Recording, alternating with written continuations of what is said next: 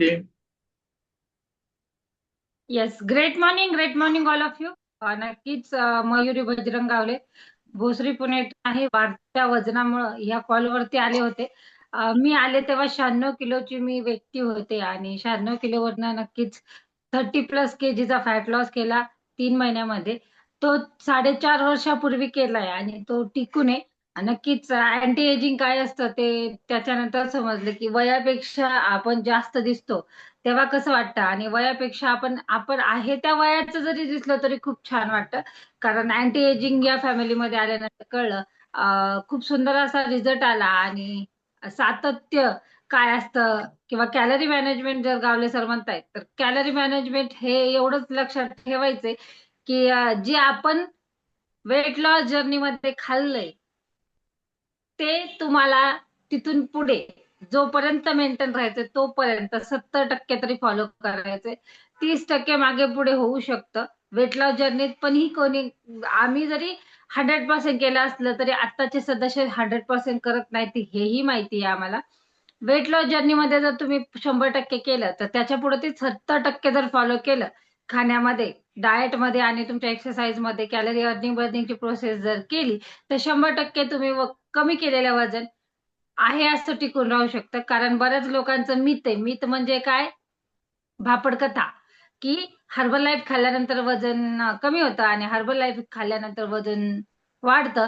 Herbal life कुठल्याही प्रकारचं वजन कमी करणे किंवा वाढवण्याचे काम करत नाही. ही तुमचे लाईफस्टाईल डिसऑर्डर आहेत. त्या लाईफ डिसऑर्डर तुम्ही लाईफस्टाईल चेंज केली, हेल्दी ऍक्टिव्ह लाईफस्टाईल घेतली तर 100% तुम्ही आहे त्या फिटनेसमध्ये मेंटेन राहता आणि स्वतःला निरोगी आणि आनंदी ठेवू शकता. कॅलरी मॅनेजमेंट करताना काय खायचं, कसं खायचं, गुगलला तुम्ही सगळं सर्च करता.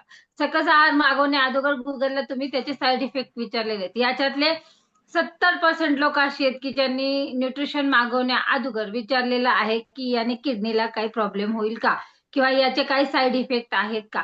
साईड इफेक्ट हा एक सगळ्यात मोठा मिथ आहे. मिथ म्हणजे भापडकथा. भापडकथा म्हणजे काय? ज्या गोष्टीचा अनुभव आहे, जी गोष्ट आपण घेतलेली नाहीये किंवा जी गोष्ट आपण टेस्टही केलेली नाही त्या गोष्टीबद्दल चुकीचा विचार करणं. ज्या गोष्टी आपण खातो त्याने काय होतं ते आपण कधीच विचार करत नाही. पण ज्या गोष्टी खात नाही, ज्या हेल्दी असतात त्याच्याबद्दल आपले क्वेश्चन मार्क असतात कारण त्या महागड्या असतात. समोसा सगळेजण खाऊ शकतात. रोडवरचा भिकारीही समोसा खाऊ शकतो कारण तो 10 रुपयाला भेटतो आणि तो अनहेल्दी आहे आणि त्याचे साईड इफेक्ट कोणीही कधीच त्या स्वीट मार्ट वाल्याला किंवा त्या हातगाडीवाल्यावरनच खातो आपण जास्त करून. स्टँडर्ड समोसे क्वचितच, स्टँडर्ड जरी असले तरी ते तेलातच तळले जातात. त्याच्यासाठी काही स्पेशल असं विदाऊट ऑइल समोसा कुठे मिळणार नाहीये. तर एवढं सांगेन की ब्रँड खाण्यासाठी स्वतःच्या शरीराला तितकं ब्रँड बनवणं गरजेचं आहे आणि ते ब्रँड बनवताना तो माइंडसेट, तो गोल असणं खूप गरजेचं आहे. 3 महिने केलं, सोडून दिलं, 100% वजन वाढवणार आहे. हर्बल लाईफ कुठल्याही प्रकारे वजन कमी करत नाही. हर्बल लाईफला बदनाम करण्याच्या पाठीमागचं कारणच ते की तुमच्या तोंडावरती तुमचं कंट्रोल नाहीये. त्यामुळे तुम्ही ज्या गोष्टीने वजन कमी केलं होतं ना त्या गोष्टीला नावं ठेवता. स्वतःला अनालिसिस करा, ऑब्झर्व करा की मी कुठं चुकतोय, मी काय केलं होतं आणि मी काय करतोय. तर 100% तेच खरं कॅलरी मॅनेजमेंट आहे. याला याला समजलं ना काय खायचं आणि किती खायचं आणि हेल्दी खायचं का अनहेल्दी खायचं. कारणे खूप सारी आहेत. सगळ्यांकडे बहाणे आहेत. आमच्याकडे पण खूप सारे बहाणे आहेत की आम्हाला हेच खायचं, आम्हाला तेच आवडतं. मग फोर्स केला गेला, मग माझं करिअर आहे, मग माझं जॉब आहे, मग तिथं मला खायलाच लागतं किंवा एक्स वाय झेड जे काही रिझन असतील ना, तुमच्या शरीरापेक्षा ते रिझन किंवा ते काही जे तुम्ही कारण देतात ती बिलकुल ग्राह्य धरली जाणार नाहीये. हिरो हिरोईन सगळ्या इव्हेंट मध्ये जातात, सगळीकडे जातात, बाहेरच्या देशातही जातात. पण त्यांच्याकडे ऑप्शन आहेत की ते काय खायचं. तुम्ही 5 स्टार हॉटेलमध्ये गेला ना तर तुम्हाला माहिती नसते ना अशा सॅलडची नाव आहेत जे की आम्ही महाबळेश्वरला गेलो होतो ना. सॅलडचे प्रकारच कमीत कमी 107 आहेत. आपण त्यातला फक्त काकडी, गाजर, टोमॅटो एवढंच खाल्लेलं.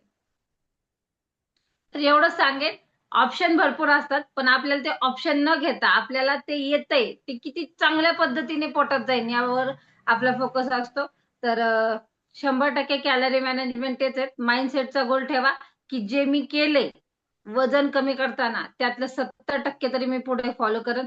रोज माझा एक्सरसाइज, सकाळचा हेल्दी ब्रेकफास्ट हा माझा सकस संतुलित आहारच असेल. त्याच्यानंतर संध्याकाळी 7च्या आत माझं जे काही खाणं आहे ते प्रॉपर झालंच पाहिजे. आणि मधल्या गॅपमध्ये जे तुम्हाला प्रॉपर सांगितलंय वेलनेस कोचने कॅलरी मॅनेजमेंट करताना ते करायचंय. आणि वेट लॉस जर्नीमध्ये जास्त पाणी प्यायचं आणि वजन कमी झालं तर कमी पाणी प्यायचं. आपलं शरीर हे 70% पाण्यावर बनलेलं आहे, तर पाण्याचा इंटेक सगळ्यात जास्त असला पाहिजे.